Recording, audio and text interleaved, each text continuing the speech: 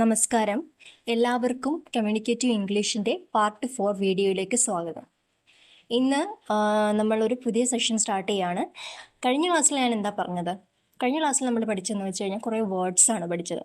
Words എന്ന് വെച്ച് കഴിഞ്ഞാൽ നമുക്കത് ശരിക്കും ഇംഗ്ലീഷ് റിലേറ്റ് ചെയ്ത് പറയുവാണെങ്കിൽ വെർബ്, ക്രിയകൾ, കുറേ ക്രിയകൾ പഠിച്ചു.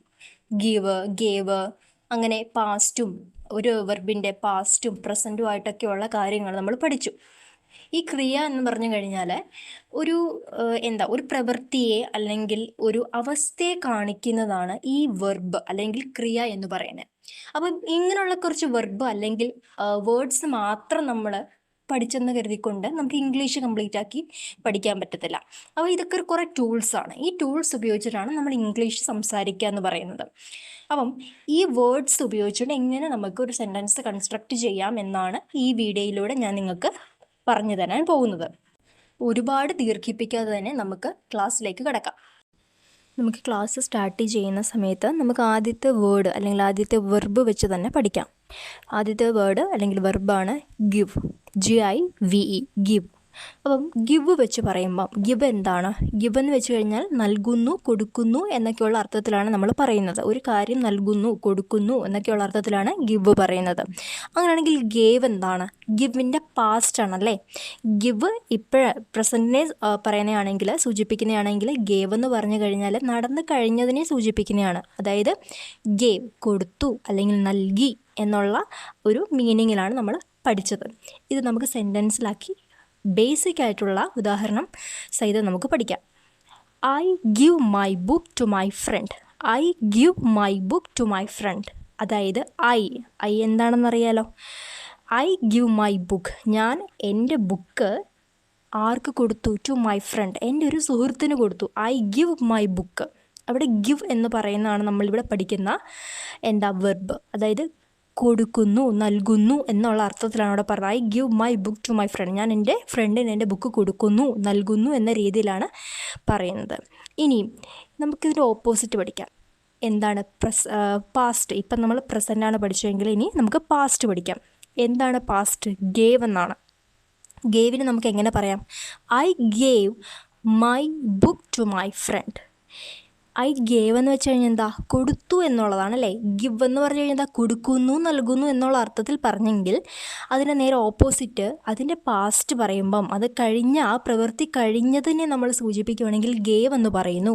അതായത് എൻ്റെ ബുക്ക് കൊടുത്തു എന്ന് ഞാൻ എങ്ങനെ പറയും? I gave my book to my friend.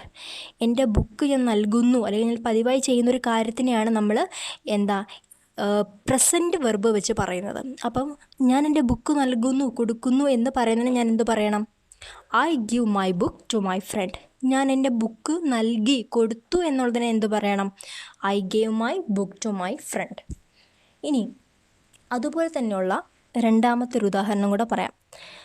I give money to charity. I give money to charity. അതായത് ചാരിറ്റി എന്താണെന്ന് എല്ലാവർക്കും അറിയാം. ജീവകാരുണ്യ പ്രവർത്തനത്തിനൊക്കെയാണ് നമ്മൾ ചാരിറ്റി എന്ന് പറയുന്നത് അല്ലേ.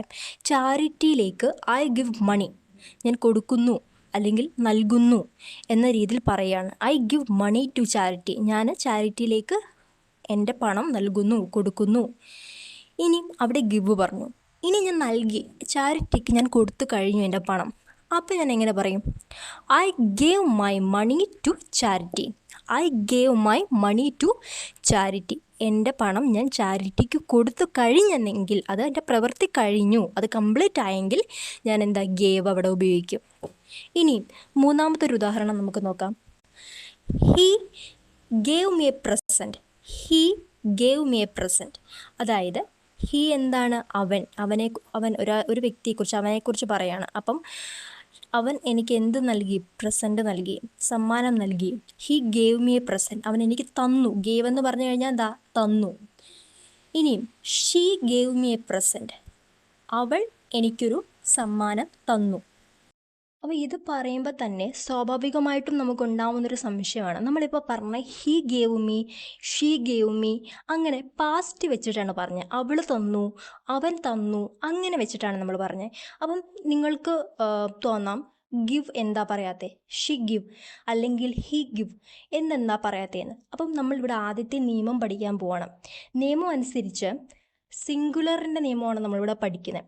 സിംഗുലർ സബ്ജക്റ്റിന് ശേഷം വരുന്ന ഏത് വെർബിൻ്റെ അവസാനം നമ്മൾ എന്ത് ചേർക്കണം? എസ്സോ ഇഎസ്സോ ചേർക്കണം എന്നാണ് നിയമം. അപ്പം നമ്മൾ എപ്പോഴും ആ നിയമം നമുക്കിങ്ങനെ കാണാതെ ഡിസ്ക്രിപ്ഷൻ പോലെ പഠിച്ചിട്ട് പോകാൻ പറ്റാത്തതുകൊണ്ട് നമുക്ക് ഒരു എക്സാമ്പിൾ വെച്ചിട്ട് പഠിക്കാം. അതായത് ഞാനിവിടെ എന്താ പറഞ്ഞത്? ഹീ വെച്ചിട്ടാണ് പറഞ്ഞത്. ഹീ, ഇറ്റ്, ഷീ എന്നൊക്കെ പറയുന്നത് എന്താ? ഇംഗ്ലീഷിൽ സിംഗുലർ എന്നാണ് പറയുന്നത്. അതായത് ഒറ്റ. ഇപ്പോൾ ഹീ എന്ന് പറയുമ്പോൾ നമ്മൾ മലയാളത്തിൽ എന്താ പറയുക? അവൻ. അല്ലെങ്കിൽ ഷീ എന്ന് പറയുമ്പോൾ എന്താ പറയുക? അവൾ. ഇറ്റ് എന്ന് പറയുമ്പോൾ എന്താ? ഇത് എന്നല്ല പറയുന്നത്. അപ്പം ഒറ്റയായിട്ടാണ് നമുക്ക് നമ്മുടെ മലയാളത്തിൽ തന്നെ കേട്ടാൽ നമുക്ക് മനസ്സിലാവും. ഹീ, അവൻ, ഒറ്റ ഇല്ലേ? അപ്പം അതുകൊണ്ട് സിംഗുലർ എന്നാണ് എന്നെ പറയുന്നത്. അങ്ങനെ ഹീയോ ഷീയോ ഇങ്ങനെ വരുന്ന സമയത്ത് നമ്മൾ അതിൻ്റെ കൂടെ ഉപയോഗിക്കുന്ന വെർബ്, ഇപ്പം നമ്മൾ ഗിവ് വെച്ചിട്ടാണ് എക്സാമ്പിൾ പറയുന്നത്. ഇപ്പം ഹീ ഗിവ് സിംഗുലറിലാണ് സ്റ്റാർട്ട് ചെയ്തത് കൊണ്ട് ഈ സെൻറ്റൻസ് ഹീയിലാണ് സ്റ്റാർട്ട് ചെയ്തത് ഇല്ലേ? അപ്പം സിംഗുലറിൽ സ്റ്റാർട്ട് ചെയ്തുകൊണ്ട് തന്നെ ഗിവിനകത്തിൽ നമ്മൾ എന്ത് ചേർക്കണം? ഇയോ ഇഎസ്ഒ എസ്ഒ ചേർക്കണം. എന്താണ്? ഇഎസ്ഒ എസ്ഒ ചേർക്കണം. ES or. ഇവിടെ ഓൾറെഡി നമുക്ക് കണ്ടാൽ മനസ്സിലാവും ഗിവിൻ്റെ സ്പെല്ലിംഗ് എന്താ? GIVE. ഇവിടെ ഓൾറെഡി ഇ ഉണ്ട്. അതിൻ്റെ കൂടെ വീണ്ടും നമ്മൾ ES ചേർക്കേണ്ട ആവശ്യം വരുന്നില്ല. അപ്പം നമുക്ക് എന്ത് മാത്രം ചേർത്താൽ മതി? എസ് മാത്രം ചേർത്താൽ മതി. അപ്പോൾ ഇപ്പോൾ സെൻറ്റൻസ് എങ്ങനെയായി? He gives me a present. അങ്ങനെ ഇംഗ്ലീഷിൽ വരത്തുള്ളൂ അല്ലെങ്കിൽ പറയത്തുള്ളൂ. അങ്ങനെയാണെങ്കിൽ she gives me a present എന്നല്ലേ പറയുന്നത്? ഒരിക്കലും ഹി ഗിവ് അല്ലെങ്കിൽ ഷീ ഗിവ് എന്ന് പറയത്തില്ല. സിംഗുലറിൽ സ്റ്റാർട്ട് ചെയ്യുന്ന ഒരു സെൻറ്റൻസ് അത് എപ്പോഴും നമ്മൾ ഓർത്താൽ മതി. സിംഗുലറിലാണ് സ്റ്റാർട്ട് ചെയ്യുന്നതെങ്കിൽ അതിൻ്റെ കൂടെ സിംഗുലർ തന്നെ കൂട്ടുവേണം എന്ന് നമുക്ക് ഓർത്തെടുക്കാം. ഹീയിൽ സ്റ്റാർട്ട് ചെയ്തു, സിംഗുലറാണ്. അതിൻ്റെ കൂടെ വെർബ് വരുമ്പോഴും സിംഗുലർ വേണം. അതായത് ഗിവ്സ്, എസ് രണ്ടെടുത്തു, മീൻസ് സിംഗുലറിൽ അതും വരുന്നു. അതുപോലെ തന്നെ അതിൻ്റെ വെർബ് എസ് ചേർത്തു നമ്മൾ എഴുതുന്നു. ഇനി ഈ പാസ്റ്റിൻ്റെ കേസിൽ നമുക്കിത് പഠിക്കേണ്ട ആവശ്യം വരുന്നില്ല. പാസ്റ്റ് എന്താണ്? ഹി ഗേവ് എന്നാണ് നമ്മൾ പഠിക്കുന്നത്. അതിൻ്റെ കൂടെ ഗേവ്സ് എന്നൊന്നും നമ്മൾ ചേർക്കത്തില്ല. നമ്മളിവിടെ പ്രസൻറ്റിൻ്റെ കാര്യം മാത്രമാണ് പറയുന്നത്. അതുപോലെ തന്നെ നമുക്ക് വേറൊരു എക്സാമ്പിൾ പഠിക്കുകയാണെങ്കിൽ can you give me a hand. നിങ്ങൾ കേട്ടിട്ടുണ്ട് can you give me a hand. Can എന്നൊക്കെ പറയുമ്പം കഴിയുമോ അങ്ങനെയൊക്കെ രീതി ചോദിക്കുന്ന വളരെ പൊളൈറ്റായിട്ട് ചോദിക്കുന്ന രീതിയാണ്. അപ്പം can you give me hand എന്ന് പറഞ്ഞു കഴിഞ്ഞാൽ നമ്മൾ എന്താ നമ്മൾ ഉദ്ദേശിച്ചെടുക്കേണ്ടത്? ഗീവ് മീ ഹാൻഡ് എന്ന് പറയുമ്പോൾ നമ്മൾ ഒരിക്കലും ഹാൻഡ് എന്ന് ഉദ്ദേശിക്കുന്നത് കൈ തരുമോ അങ്ങനെയുള്ള രീതിയല്ല. അവിടെ നമുക്ക് ഇച്ചിടെ ചിന്തിച്ചെടുത്താൽ മനസ്സിലാകും ഹെൽപ്പ് ചോദിക്കുകയാണ്, നമ്മൾ ഒരു സഹായം ചോദിക്കുകയാണ്. അപ്പം നമുക്കതിനെ could you do me A favour എന്നൊക്കെ നമുക്ക് ചോദിക്കാം, അല്ലെങ്കിൽ can you do me A favour എന്നൊക്കെ നമുക്ക് ചോദിക്കാം. പക്ഷേ can you give me a hand എന്ന് പറഞ്ഞു കഴിഞ്ഞാൽ എന്താ, ഒരു ഹെൽപ്പ് ചെയ്യാമോ എന്ന രീതിയിലാണ് നമ്മൾ ഇവിടെ ചോദിക്കുന്നത്. Can you give me a hand, can you give me a hand, help ചെയ്യുമോ എന്ന രീതിയിലാണ് നമ്മളിവിടെ ചോദിക്കുന്നത്. ഗിവ് വെച്ചിട്ട് ഞാൻ എക്സാമ്പിൾ പറഞ്ഞതേ ഉള്ളൂ. ഇനി നമ്മൾ അവൻ സഹായിച്ചു, നമ്മളിപ്പോൾ സഹായം ചോദിച്ചു, അവൻ സഹായിച്ചെങ്കിൽ നമ്മൾ എന്തു പറയും? സഹായിച്ച് കഴിഞ്ഞ സംഭവമാണ്. അപ്പം നമ്മളത് എങ്ങനെ സെൻറ്റൻസിലാക്കുക? He gave me a hand. He gave, അപ്പോൾ അവനാണ് എന്നെ സഹായിച്ചത് അല്ലെങ്കിൽ അവളാണ് സഹായിച്ചെന്ന് കരുതിക്കോ. She gave me a hand. അപ്പം ഹാൻഡ് എന്ന് ഉദ്ദേശിക്കുന്നത് ഇവിടെ ഹെൽപ്പിന് വേണ്ടിയിട്ടുള്ള ഒരു സബ്ജക്റ്റാണ് നമ്മൾ ഇവിടെ യൂസ് ചെയ്യുന്നത്. അതുകൊണ്ട് തന്നെ ഷീ അല്ലെങ്കിൽ ഹി ഗേവ് മീ ഹാൻഡ്. സഹായിച്ച് കഴിഞ്ഞെങ്കിൽ നമുക്കിവിടെ എന്ത് ചേർക്കാം? ഗേവ് ചേർക്കാം. ഇനിയും സഹായിക്കുന്നതിന് മുമ്പ് പ്രസൻറ്റിൽ പറയുവാണെങ്കിൽ നമുക്ക് എന്ത് ചേർക്കാം? ഗിവ് ചേർക്കാം. അതുപോലെ തന്നെ who gave this to her എന്ന് നമ്മൾ എന്താ അതിനെ അർത്ഥമാക്കുന്നത്? Who gave this to her, ആരാണ് അവൾക്കത് കൊടുത്തത്? ഒരു കാര്യം നമ്മൾ കണ്ടുകൊണ്ട് ചെല്ലുവാണ്, അപ്പം നമ്മൾ ചോദിക്കുകയാണ് ഇത് ആരാണ് അവൾക്ക് കൊടുത്തതെന്ന് നമ്മൾ ചോദിക്കത്തില്ലേ? അപ്പോൾ ഇത് നടന്നു കഴിഞ്ഞ സംഭവമാണ്, കൊടുത്തു കഴിഞ്ഞു. അപ്പോൾ അത് കണ്ണോട് നമ്മൾ ചോദിക്കുകയാണ് ഹൂ, ആരാണ് ഗേവ് ദിസ് ടു ഹെർ, അവൾക്കത് കൊടുത്തത് ആരാണ്? അങ്ങനെ നമുക്ക് ഗേവും ഗിവും ഒക്കെ വെച്ചിട്ട് സെൻറ്റൻസ്, ഒരുപാട് സെൻറ്റൻസ്. മേക്ക് എന്ന് വെച്ച് കഴിഞ്ഞാൽ എന്താണ്? ഉണ്ടാക്കുക ഇല്ലേ? അതൊരു സെൻറ്റൻസ് നമുക്കിനി പറഞ്ഞു കഴിഞ്ഞാൽ I make my breakfast every morning. ഞാൻ എല്ലാ മോർണിംഗിലും ബ്രേക്ക്ഫാസ്റ്റ് ഉണ്ടാക്കാറുണ്ട്. അപ്പം I make my breakfast every morning എന്ന് വെച്ച് കഴിഞ്ഞാൽ ഞാൻ എല്ലാ മോർണിംഗിലും ബ്രേക്ക്ഫാസ്റ്റ് ഉണ്ടാക്കാറുണ്ട്. ഇനി ഉണ്ടാക്കി കഴിഞ്ഞാൽ ഞാൻ എന്താ പറയുക? മേക്കിൻ്റെ പാസ്റ്റ് എന്താണ്? മെയ്ഡ് ഇല്ലേ? MADE. അപ്പം എങ്ങനെ പറയാം ഉണ്ടാക്കി കഴിഞ്ഞു, ഞാൻ ബ്രേക്ക്ഫാസ്റ്റ് ഉണ്ടാക്കി കഴിഞ്ഞു എന്ന് പറയാൻ ഐ മെയ്ഡ് മൈ ബ്രേക്ക്ഫാസ്റ്റ്, ഞാൻ ഉണ്ടാക്കി കഴിഞ്ഞു. അപ്പം ഉണ്ടാക്കുക എന്ന് ഉണ്ടാക്കാറുണ്ട് അല്ലെങ്കിൽ ഉണ്ടാക്കുക എന്നൊക്കെ പറഞ്ഞു കഴിഞ്ഞാൽ എന്താണ്? ഐ മേക്ക് മൈ ബ്രേക്ക്ഫാസ്റ്റ് എന്നാണ്. ഇനി ഉണ്ടാക്കി കഴിഞ്ഞു എന്ന് പറയുകയാണെങ്കിൽ ഐ മെയ്ഡ് മൈ ബ്രേക്ക്ഫാസ്റ്റ് എന്നാണ്. I make my bed every morning, അതായത് ഐ മേക്ക് മൈ ബെഡ് എന്ന് പറഞ്ഞു കഴിഞ്ഞാൽ ബെഡ് എന്താ നമുക്കറിയില്ലേ, നമ്മൾ എഴുന്നേറ്റ് വരുന്ന സമയത്ത് നമ്മുടെ കിടക്ക മടക്കി വെക്കാറുണ്ട് ഇല്ലേ? ഞാൻ മടക്കി വെക്കാറുണ്ട് എന്ന് പറഞ്ഞു കഴിഞ്ഞാൽ അതെങ്ങനെ ഇംഗ്ലീഷിൽ പറയാൻ പറ്റും? I make my bed every morning. ഇനി ഞാൻ മടക്കി വെച്ചു എന്നൊരാളോട് പറയുകയാണെങ്കിൽ മേക്കിൻ്റെ പാസ്റ്റ് എന്താണ്? മെയ്ഡ്. അപ്പം ഐ മെയ്ഡ് മൈ ബെഡ്, ഞാൻ എൻ്റെ കിടക്ക മടക്കി വെച്ചു. നമുക്ക് സിംഗുലർ, അതായത് നമ്മൾ നിയമം ഓൾറെഡി പറഞ്ഞു, അപ്പം നമുക്ക് ആ നിയമത്തിലേക്ക് വരാം, സിംഗുലറിലേക്ക് വരാം. അതായത് she made A cake yesterday. She made A cake yesterday. ഇവിടെ നമ്മൾ പാസ്റ്റാണ് പറയുന്നത് അല്ലേ? പാസ്റ്റ് പറയുന്ന സമയത്ത് നമ്മൾ മുമ്പ് പഠിച്ച നിയമം അല്ലെങ്കിൽ സിംഗുലർ പഠിച്ചില്ലേ? സിംഗുലർ വരുമ്പം എസ് ചേർക്കണം, ഇ എസ് ചേർക്കണം എന്നൊക്കെ പഠിച്ച നിയമം ഇവിടെ ബാധകമല്ല, നമ്മുടെ പാസ്റ്റിൽ ബാധകമല്ല. അതുകൊണ്ട് നമുക്കിത് സ്മൂത്തായിട്ട് പറയാൻ സാധിക്കും. She made A cake yesterday എന്ന് പറയാൻ പറ്റും. ഇനിയും മെയ്ഡിൻ്റെ പ്രസൻറ്റ് എന്താണ്? മേക്ക് എന്നാണ് അല്ലേ? അപ്പം മേക്ക് എന്ന് പറയാൻ വേണ്ടിയിട്ട് നമ്മൾ എന്താ ചെയ്യുക? ഷീ മേക്ക് എന്ന് പറയില്ല, അവിടെ പ്രസൻറ്റ് ഫോമിലാണോ എന്ന് നമ്മൾ ആദ്യം കണ്ടുപിടിക്കണം. അപ്പം നമ്മൾ കണ്ടുപിടിച്ചു, മേക്ക് പ്രസൻ്റ് ആണ്. പ്രസൻ്റ് ആണെങ്കിൽ രണ്ടാമത്തെ സ്റ്റെപ്പ് നമ്മൾ കണ്ടുപിടിക്കണം അത് സിംഗുലറിൽ തുടങ്ങുന്ന സെൻറ്റൻസ് ആണോ എന്ന്. അപ്പം ഷീയിൽ തുടങ്ങുന്നതാണ്, സിംഗുലറിൽ തുടങ്ങുന്നതാണെന്ന് മനസ്സിലായി. ഇനിയും മൂന്നാമത്തെ സ്റ്റെപ്പ് എന്താണ്? സിംഗുലറിൽ തുടങ്ങുന്നതാണെങ്കിൽ അവൻ്റെ വെർബ്, ഇവിടെ മേക്കാണ് വെർബ്, ഈ മേക്കിൻ്റെ കൂടെ എന്ത് ചേർക്കണം? ഇ എസ്സോ ചേർക്കണം. ഇവിടെ മേക്കിന് ഓൾറെഡി ഇ ഉണ്ട്, അതുകൊണ്ട് എസ് ചേർത്താൽ മതി. അപ്പം അതെന്തായി? ഷീ മേക്സ് ആയി. She makes cake, she makes cake എന്ന് നമുക്ക് പറയാൻ സാധിക്കും. She makes cake. She make cake എന്ന് പറയത്തില്ല, ഷീ മേക്സ് കേക്ക് എന്ന് പറയാൻ പറ്റും. ഇവിടാണ് സിംഗുലർ ഫോമിൻ്റെ നിയമം നമ്മൾ അപ്ലൈ ചെയ്യുന്നത്. ഇനിയും അടുത്ത വെർബാണ് ഡിഡ്, ഡു. ഡു, ഡിഡ് നമ്മൾ പഠിച്ചിട്ടുണ്ട്. ഡു എന്ന് പറഞ്ഞാൽ എന്താ? ചെയ്യാറുണ്ട്. ഡിഡ് എന്ന് പറഞ്ഞു കഴിഞ്ഞാൽ എന്താണ്? ഡൂവിൻ്റെ പാസ്റ്റാണ്. ഡിഡ് എന്താണ്? ചെയ്തു കഴിഞ്ഞു എന്ന് നമ്മൾ പറയുന്നതാണല്ലേ. അപ്പം ഐ ഡു മൈ ഹോംവർക്ക് എന്ന് പറഞ്ഞു കഴിഞ്ഞാൽ എന്താണ്? ഞാൻ എൻ്റെ ഹോംവർക്ക് ചെയ്യാറുണ്ട് എന്നാണ് പറയുന്നത്. ഇവിടെ ഐ ഡു മൈ ഹോംവർക്ക് എന്ന് പറഞ്ഞു, ഞാൻ ചെയ്യാറുണ്ടെന്ന് പറഞ്ഞു അല്ലേ? ഹോംവർക്ക് ചെയ്യാറുണ്ട്. അങ്ങനെയാണെങ്കിൽ എൻ്റെ ഹോംവർക്ക് ഞാൻ ചെയ്തു കഴിഞ്ഞു എന്ന് ഞാൻ എങ്ങനെയാണ് ഒരാളോട് പറയുക? I did my homework. ഡൂവിൻ്റെ പാസ്റ്റ് ഡിഡാണ്. അപ്പോൾ കഴിഞ്ഞു, ഒരു പ്രവൃത്തി കഴിഞ്ഞെങ്കിൽ അതിന് എന്ത് പറയാൻ പറ്റും? ഡിഡ് എന്ന് പറയാൻ പറ്റും. അപ്പം ഐ ഡിഡ് മൈ ഹോംവർക്ക്. ഇനിയും നമുക്ക് ഇവിടെ ഷീയും ഹീയും വെച്ച് പറയാൻ പറ്റും. നമുക്ക് ഷീ വെച്ച് പറയാം ആദ്യം. She did her homework. ഇവിടെ പാസ്റ്റാണ് ഡിഡ് എന്ന് പറയുന്നത്. അപ്പോൾ ഷീ ഡിഡ് ഹെർ ഹോംവർക്ക് എന്ന് പറഞ്ഞു കഴിഞ്ഞാൽ എന്താ? അവൾ ഹോംവർക്ക് ചെയ്ത് കഴിഞ്ഞു എന്നാണ് നമ്മൾ പറയുന്നത്. ഇനിയും ഇവിടെ നമുക്ക് വെർബിന് എസ് ചേർക്കണോ ഇ എസ് ചേർക്കണോ എന്ന് നോക്കേണ്ട ആവശ്യമില്ല. കാര്യം എന്താണ് ഞാൻ പറഞ്ഞത്? നമുക്ക് പാസ്റ്റിൻ്റെ കേസിൽ എന്ത് ചേർക്കണ്ട, നമ്മൾ ആ നിയമം നമ്മൾ നോക്കണ്ട. ഇനി നമുക്ക് ഈ ഡിഡ് പാസ്റ്റ് ആണെങ്കിൽ അതിൻ്റെ പ്രസൻറ്റ് എന്താണ്? ഡൂ ആണ്. അപ്പം ഡൂ ചേർക്കുന്ന സമയത്ത് ഡൂവും ഷീയും കൂടെ വന്നു കഴിഞ്ഞാൽ നമ്മൾ എന്ത് ശ്രദ്ധിക്കണം? നമ്മളുടെ ആ സിംഗുലർ നിയമം നമ്മൾ നോക്കണം.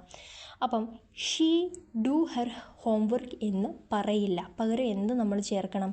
ഷീയുടെ കൂടെ വന്ന വെർബ് ഏതാണ്? ഡൂ ആണ്. അപ്പോൾ ഡൂവിൻ്റെ കൂടെ എന്തുകൂടെ ചേർക്കണം? ഇ എസ്സും കൂടെ ചേർക്കണം. ഡൂവിന് ഇ ഇല്ല, അപ്പം നമ്മൾ എക്സ്ട്രാ എന്ത് ചേർക്കണം?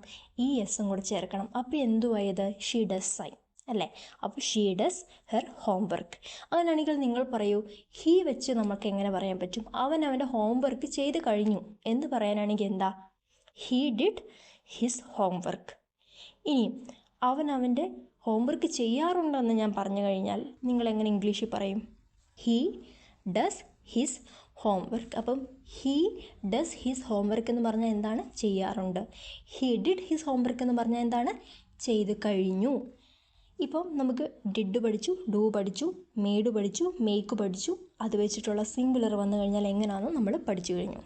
ഇനി ഇവിടെ എല്ലാവർക്കും സ്വാഭാവികമായിട്ടും തോന്നുന്നൊരു സംശയമാണ്, നമ്മൾ ഈ സിംഗുലറിൻ്റെ നിയമങ്ങളൊക്കെ പറഞ്ഞ സമയത്ത് ഞാൻ പറഞ്ഞു ഷീയ്, ഹീയ്, ഇറ്റ് ഇങ്ങനെയൊക്കെ വരുന്ന സമയത്താണ് നമ്മൾ എന്ത് ചേർക്കേണ്ടതെന്ന്, ഇ എസ്സും ചേർക്കേണ്ടതെന്ന് ഞാൻ പറഞ്ഞു. എന്നാൽ നമുക്ക് സംശയം തോന്നാം, ഇപ്പം ഞാൻ പറഞ്ഞല്ലോ ഐ ഡു മൈ ഹോംവർക്ക് എന്ന് പറഞ്ഞല്ലോ, അപ്പം അങ്ങനെ വരുമ്പം ഐ ഒരു സിംഗുലർ അല്ലേ, അത് ഒറ്റയല്ലേ എന്ന് നമുക്ക് ചിന്തിക്കാൻ പറ്റും. പക്ഷേ അങ്ങനല്ല. അപ്പം ഇവിടെ നമ്മൾ എന്താണ് അതിൻ്റെ ഒരു കോൺസെപ്റ്റ് എന്ന് പറഞ്ഞു കഴിഞ്ഞാൽ, ഐ എന്ന് പറഞ്ഞു കഴിഞ്ഞാൽ ഞാൻ ഒരു ഫസ്റ്റ് പേഴ്സണാണ്, അത് ഞാൻ എന്നെ തന്നെ പറയണം ഐ. ഇനി ഞാൻ വേറൊരാളെ പറയുമ്പോൾ അത് തേർഡ് പേഴ്സണാണ്, ഷീ. ഞാനിപ്പോൾ പറയുകയാണ് ഷീ എന്ന് പറയുമ്പോൾ അവൾ, അത് ഞാൻ വേറൊരാളെക്കുറിച്ച് പറയുകയാണ്. അപ്പോൾ അങ്ങനെ വേറൊരാളെക്കുറിച്ച് പറയുമ്പോൾ മാത്രം നമ്മൾ എന്ത് നോക്കിയാൽ മതി. അപ്പോൾ അങ്ങനെയുള്ള കേസുകളിലാണ് നമ്മളെന്ത് ഈ സിംഗുലറൊക്കെ നമ്മൾ നോക്കുന്നത്. അപ്പം ഐ ഫസ്റ്റ് പേഴ്സണാണ് നമ്മളവിടെ സിംഗുലർ അല്ല, നമുക്കതിന് ഐ എന്ന് കൺസിഡർ ചെയ്യാൻ പറ്റത്തില്ല. ഷീയ്, ഹീയ്, ഇറ്റ് എന്നൊക്കെ പറയുന്ന സമയത്ത് നമ്മൾ തേർഡ് പേഴ്സൺ എന്ന രീതിയിലാണ് അവിടെ പറയുന്നത്. അതുകൊണ്ട് നമുക്കതിനെ കൺസിഡർ ചെയ്യാം. നമുക്ക് പഠിക്കാനുള്ളത് തിങ്ക്, തോട്ട്.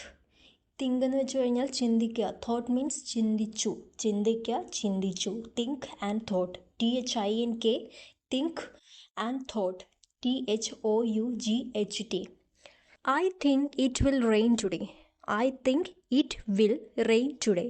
അതായത് ഞാൻ കരുതുകയാണ് അല്ലെങ്കിൽ ഞാൻ ചിന്തിക്കുകയാണ് ഇന്ന് മഴ പെയ്യും. I think it will rain today പറയത്തില്ല, ഞാൻ ഇന്ന് ചിന്തിക്കുമായിരുന്നു ഇന്ന് മഴ പെയ്യും. അതുപോലെ തന്നെ തിങ്ക് ബിഫോർ യു സ്പീക്ക്, അതായത് സംസാരിക്കുന്നതിന് മുമ്പേ നമ്മൾ ചിന്തിക്കുക എന്നൊക്കെ പറയത്തില്ലേ, അതായത് ആലോചിച്ചിട്ട് സംസാരിക്കുക, ആലോചിച്ച് സംസാരിക്കുക. അതാണ് think before you speak, think before you speak. അതുപോലെ തന്നെ തോട്ട്, അത് നമ്മുടെ പാസ്റ്റാണ്. പാസ്റ്റ് എന്താ പറയുക, I thought about your suggestion. അതായത് നമ്മൾ മുമ്പേ തിങ്ക്, ചിന്തിക്കുക എന്നൊക്കെ പറയുകയാണെങ്കിൽ തോട്ട് വരുമ്പം അത് നമ്മൾ ചിന്തിച്ചു എന്ന രീതിയിലാകും. I thought about your suggestion, നീ പറഞ്ഞ നിർദ്ദേശം. സജഷൻസ് എന്ന് പറഞ്ഞു കഴിഞ്ഞാൽ നിർദ്ദേശം എന്നാണ്, SUGGESTION, സജഷൻ, നിർദ്ദേശം. അപ്പം നീ പറഞ്ഞ നിർദ്ദേശത്തെക്കുറിച്ച് ഞാൻ ആലോചിച്ചു അല്ലെങ്കിൽ ഞാൻ ചിന്തിച്ചു. I thought about your suggestion, നിൻ്റെ സജഷനെ കുറിച്ച്. I thought about your suggestion. അതുപോലെ തന്നെ she thought about her future, അവൾ അവിടെ ഭാവിയെക്കുറിച്ച് ചിന്തിച്ചു. ഇനി ചിന്തിക്കുകയാണ് എന്ന് പറയുകയാണെങ്കിൽ നമ്മൾ ചിന്തിച്ചു, ചിന്തിക്കുകയാണെന്നൊക്കെ പറയുകയാണെങ്കിൽ എന്താ, ഷീ തിങ്സ് വരും അല്ലേ. അതായത് വെർബ് തിങ്ക് ആണ്, അപ്പോൾ അതിൻ്റെ കൂടെ എസ്, സിംഗുലർ, ഷീയിൽ സ്റ്റാർട്ട് ചെയ്യുന്നതുകൊണ്ട് ഷീ തിങ്സ്. ഇവിടെ ചിന്തിച്ചു എന്നാണ് പറയുന്നത്, അതായത് she thought about her future, ഇവിടെ ഭാവി, ഫ്യൂച്ചർ മീൻസ് ഭാവി, ഭാവിയെക്കുറിച്ച് അവൾ ചിന്തിച്ചു. PUT, പുട്ട്, അത് നമ്മൾ പ്രസൻറ്റും പാസ്റ്റും എല്ലാം പുട്ട് തന്നെയാണ് നമ്മൾ ഉപയോഗിക്കുന്നത്. അതിൻ്റെ ഉച്ചാരണവും അതിൻ്റെ സ്പെല്ലിങ്ങും എല്ലാം സെയിം ആയിരിക്കും.